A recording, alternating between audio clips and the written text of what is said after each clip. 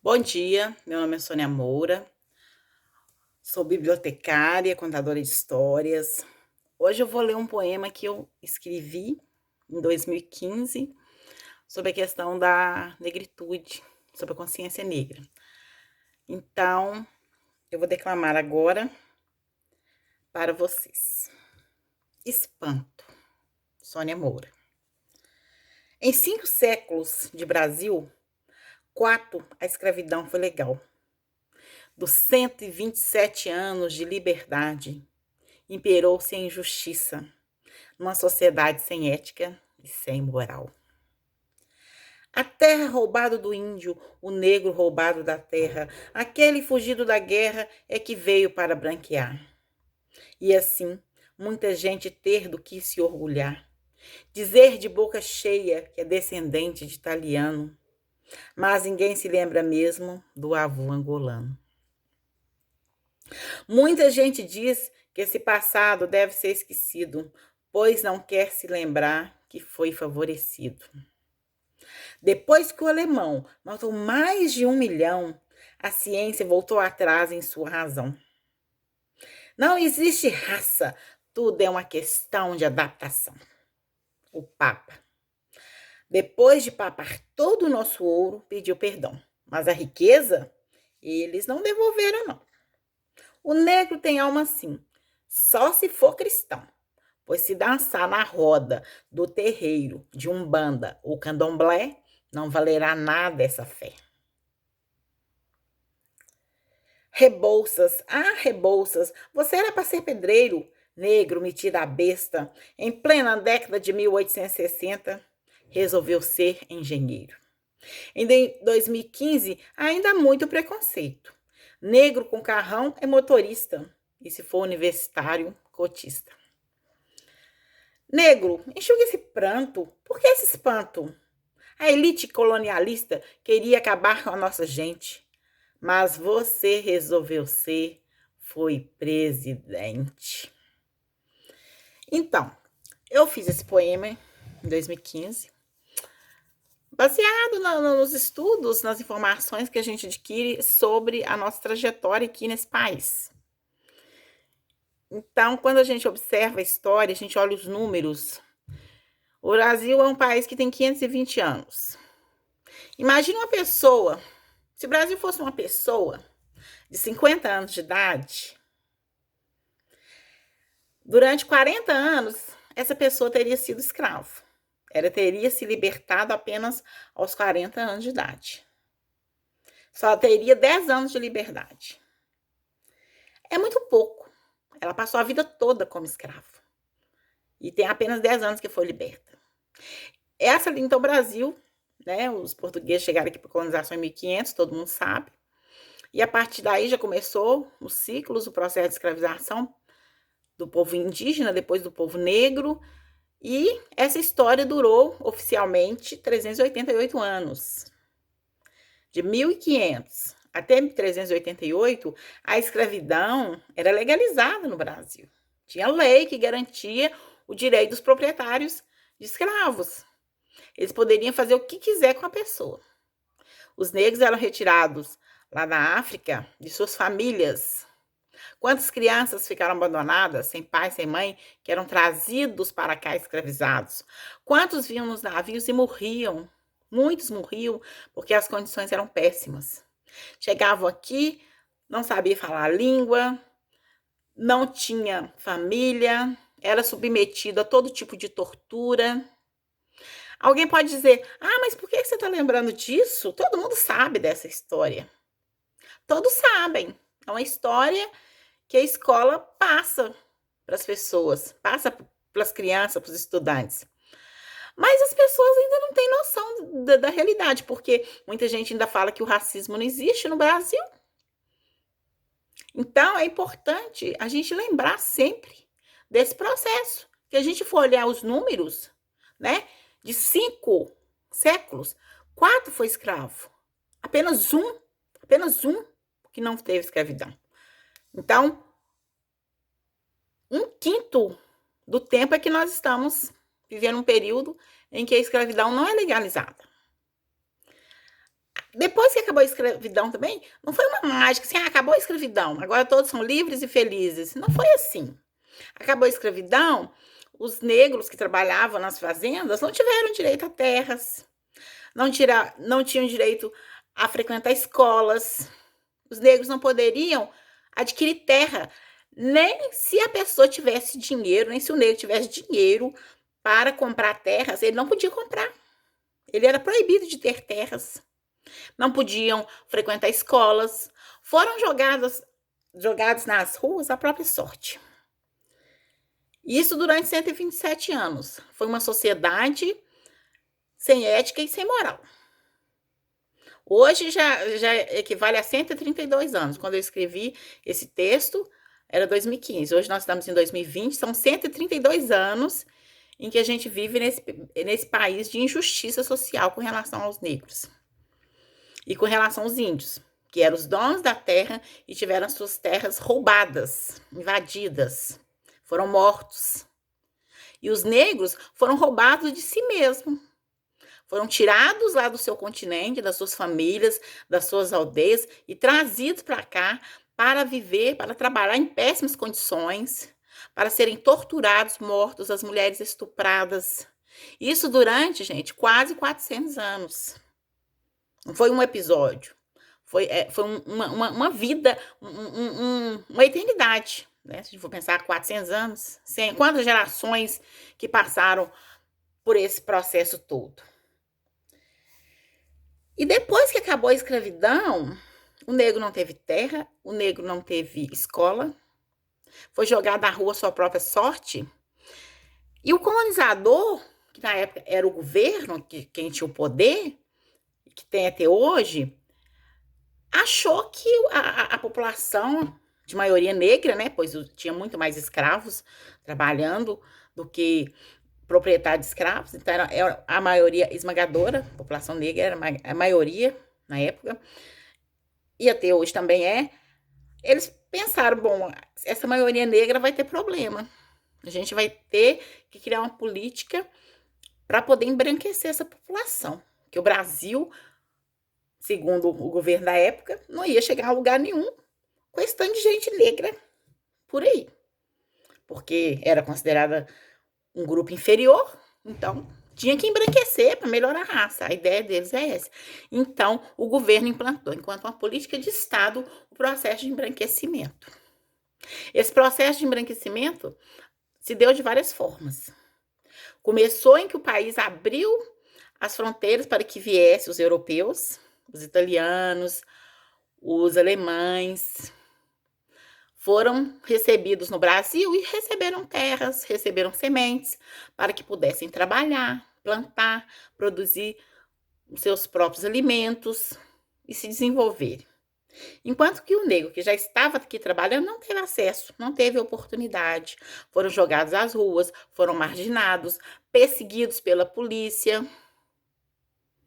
E essa política de embranquecimento, ela foi colocada de várias formas, tanto através de trazer o povo europeu para ocupar as terras, para ocupar o território também, e também na cultura, foi implantado na cultura. Várias piadas, vários ditados que foram implantados, disseminados, no sentido de colocar na cabeça do negro que ser negro era ser inferior, que ele precisava se embranquecer de alguma forma.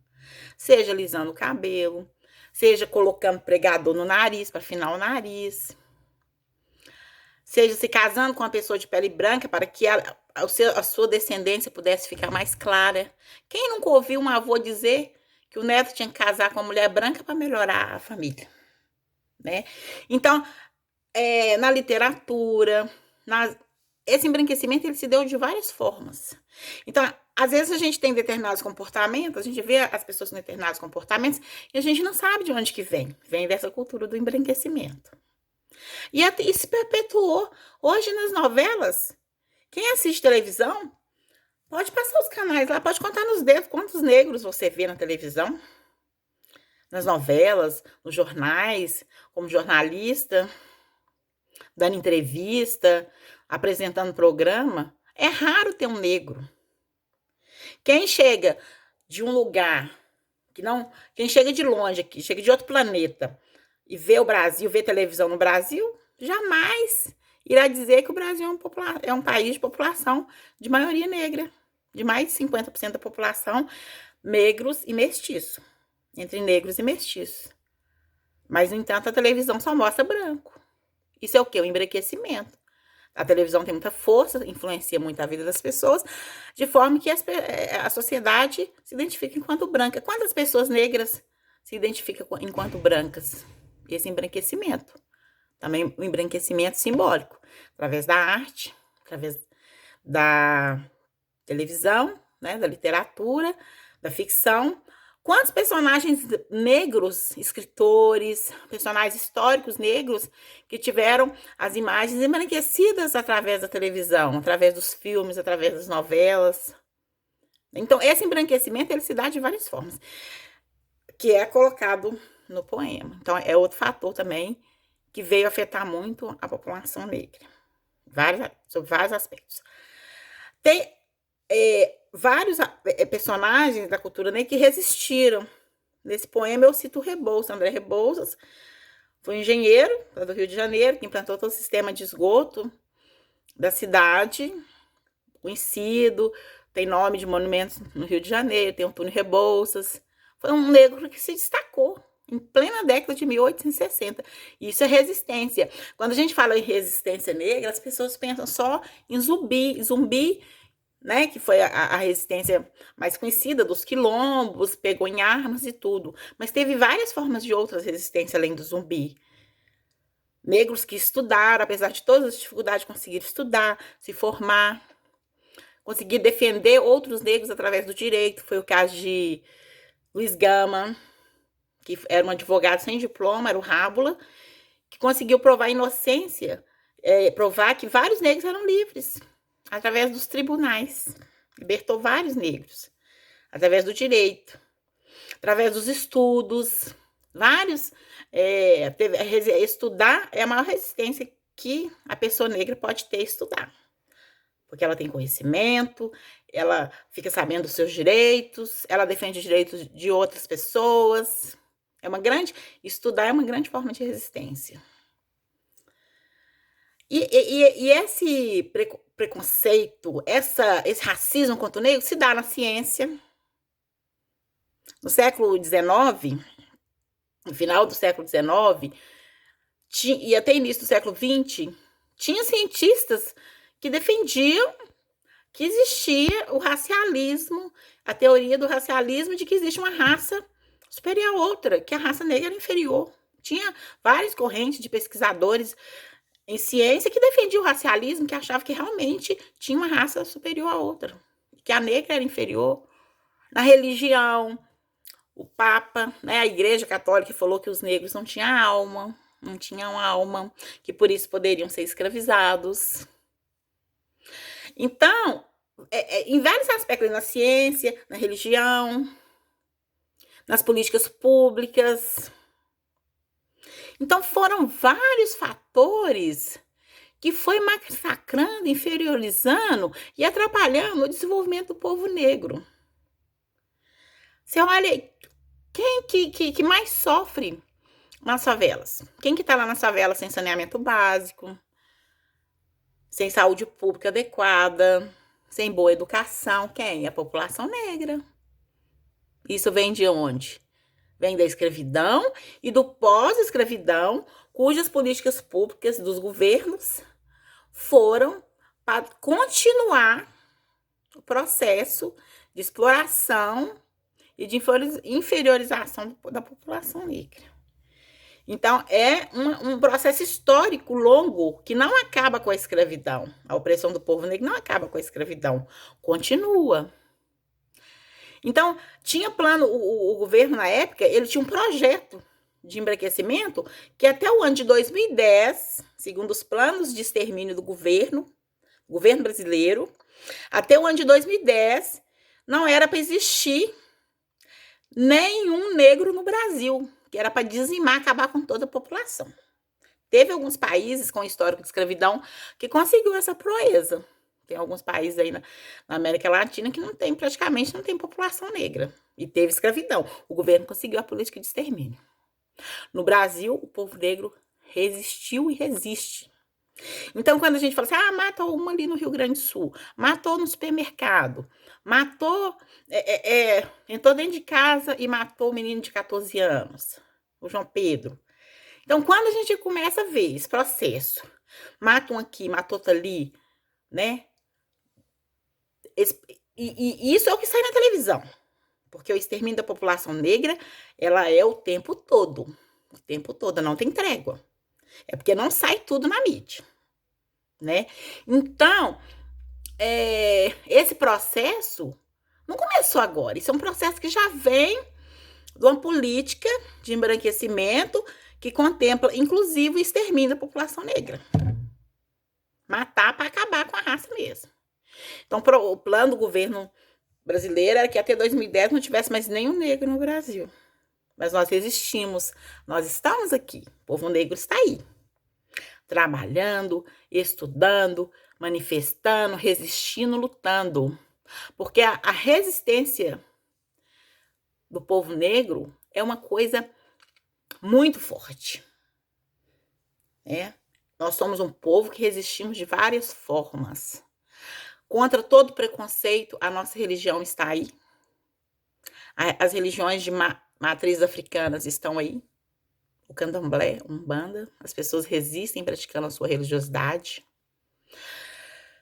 Contra todas